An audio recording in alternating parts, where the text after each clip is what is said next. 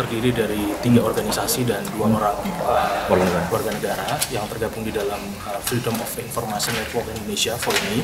Pemohonnya terdiri dari Yapika, lalu kemudian Perludem, Pak Hiro, Desiana Samosir dan Muhammad Sufrihad. Jadi para pemohon ini mempersoalkan penafsiran pasal 33 Undang-Undang Keterbukaan Informasi Publik. Karena di dalam prakteknya pasal 33 ini telah menimbulkan situasi ketidakpastian hukum mengenai frasa diangkat kembali.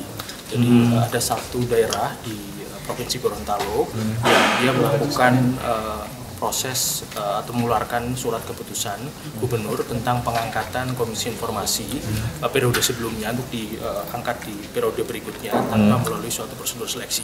Padahal sejumlah daerah yang lain seperti DKI Jakarta, Nagro Aceh Darussalam itu semuanya melalui proses seleksi, termasuk juga Komisi Informasi Pusat. Nah ini kan kalau kemudian tidak ada satu penafsiran yang jelas seragam gitu ya, pasal 33 ini bisa menimbulkan polemik ke depan. Beberapa daerah bisa kemudian langsung melakukan pengangkatan tanpa proses seleksi, sebagian daerah yang lain melakukan proses seleksi gitu kan.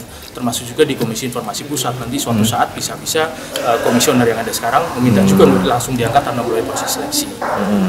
Dan akibat dari situasi ini para pemohon merasa mengalami kerugian konstitusional. Yang pertama bahwa itu sudah menimbulkan situasi ketidakpastian hukum, klausul pasal itu.